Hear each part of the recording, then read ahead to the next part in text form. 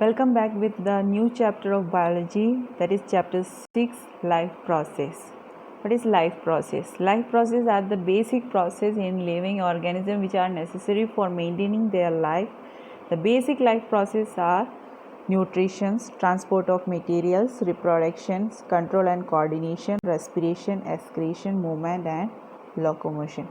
Living organisms, whether unicellular or multicellular, perform some basic functions or process for the maintenance of their life, even when they are sleeping or not doing anything. All the processes which together perform their maintenance job and are essential for sustaining life are called that life process. In order to sustain this life process, various biochemical reactions takes place inside the living organism, which is collectively we called as a metabolism. This metabolism term again be classified into two terms that we call as catabolism and anabolism. Catabolism means breakdown and anabolism means synthesis. Catabolism, that is in digestion process, the complex substance will be break down into simpler one, while in anabolic like photosynthesis. These all are the different types of basic metabolisms. Now next in this section we are going to learn that nutrition topic, and after that respiration, transport and excretion. So we go through that first one, that is nutrition. Nutrition is the process of taking food by an organism and its utilization by the body to build the body, for growth, to repair the damaged part of the body, and for energy. And nutrients can be defined as a substance required for the nourishment of organism, providing a source of energy and biosynthesis of that body constituents. Here the nutrients will be fats, protein, vitamin, etc. Then the modes of nutrition. We already studied in lower class what are the different modes of nutrition. That is mainly of two types, that is autotrophic and heterotrophic modes of nutrition. First one is that autotrophic nutrition. In autotrophic nutrition, organisms manufacture their own food from similar inorganic raw materials present in the surrounding. That process we call it, for example, photosynthesis. That is the best example. Then this autotrophic again be classified into two types, that is not given in your textbook. You know that one process, that is photosynthetic. First one is that photosynthetic nutrition, second one is chemosynthetic nutrition. The name indicates what is the difference between that photosynthetic nutrition and chemosynthetic nutrition. In photosynthetic nutrition, the source of energy is light, but in chemosynthetic nutrition, the chemicals we used as that source of energy. Photosynthetic, that means best example is that photosynthesis takes place in that plant. You know that whole process. Second is that chemosynthetic, in which certain examples of some bacteria be there, sulfur bacteria, which use that sulfur as an energy source. Next, nitrosomonas. Here the nitrogen has a source of energy, means some chemical be used for the synthesis of these nutritions. Second type is that heterotrophic mode of nutrition, that is organism cannot prepare their food by themselves and are directly or indirectly depend upon that autotrophs for their food, and we all are comes under this heterotrophic. Next, types of heterotrophic nutrition. There are mainly three types of heterotrophic nutrition, that is saprophytic, parasitic and holozoic nutrition. Saprophytic, in this mode of nutrition, organism release some enzymes to digest the dead organic food and derive their nourishment from that dead or decaying organic matter. That means this type of bacteria, that means this type of nutrition mainly based on that dead or decaying organic matters. For examples, that fungi like mushrooms, mold, yeast and many bacteria. Second is that parasitic nutrition. In some organisms live outside or inside the body of the other organisms that we call as host and derive their nourishment from the host without killing it. The mode of nutrition in these organisms is called as parasitic nutrition.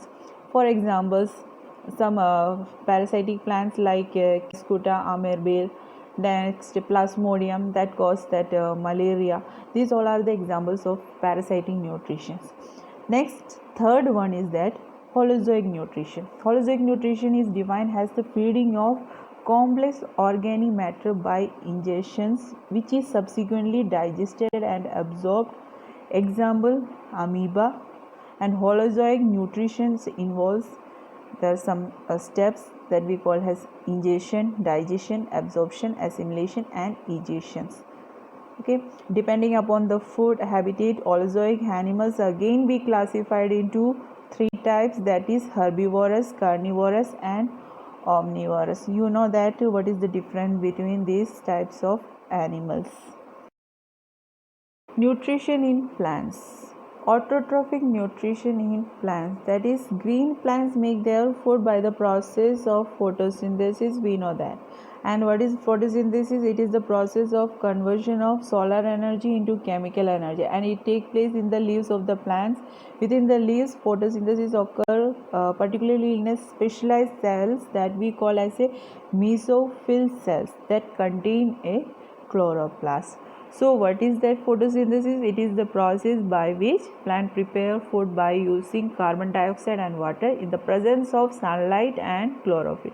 The food prepared is carbohydrate, which is stored in the form of starch, and the oxygen is released in this process, which can be used in the process of respirations. Then here next, that equation of photosynthesis. Here we take that 6 molecules of carbon dioxide react with 6 molecules of water in the presence of solar energy and that chlorophyll. It will make glucose and oxygen, and whatever that be energy will be formed, that is ATP, and heat, it will be used for the process of cellular respiration. Site of photosynthesis. We know that the main site of photosynthesis is leaves, and leaf has a structure that we call as a chlorophyll. So chlorophyll is the site of photosynthesis. So chlorophyll is essential for photosynthesis, and it is present on that cell organelles that we call as a chloroplast.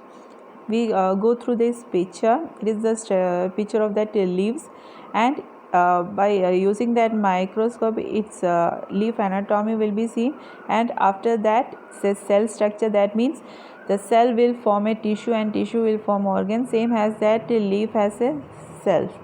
Then in this cell there is a plastid. In plastid, that is the chloroplast will be present, and in chloroplast some structure be, that means morphologically we are going to that chloroplast.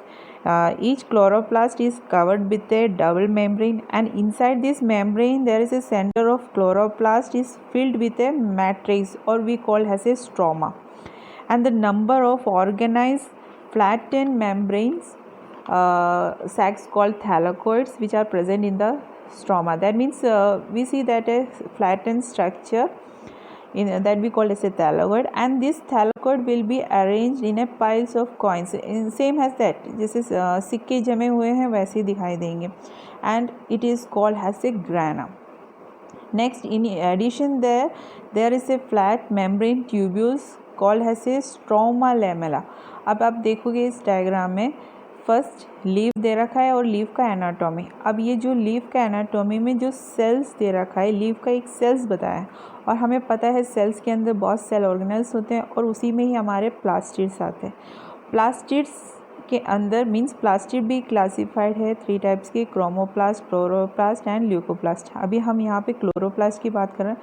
So chloroplast के जो है double membrane होते हैं और उसके अंदर क्या है मैट्रिक्स मिलेंगे, और उस मैट्रिक्स के अलावा उसके अंदर एक फ्लैटन स्ट्रक्चर है जिससे बोलेंगे उसको सैक लाइक स्ट्रक्चर, उसको हम थैलाकोइड बोलेंगे. और ये थैलाकोइड से है वो जमा है बिल्कुल जैसा लगेंगे जो कॉइन्स की जो सिक्के के एक के ऊपर रखा हो वैसे फील होगा. और जैसे ये सारे जो कॉइल्स को हम कंबाइनली हम उसको ग्राना बोलते हैं, और जैसे ये ग्राना है आपस में एक ग्राना दूसरे ग्राना से कनेक्ट है with a membranous tubules that we called has a stroma lamella.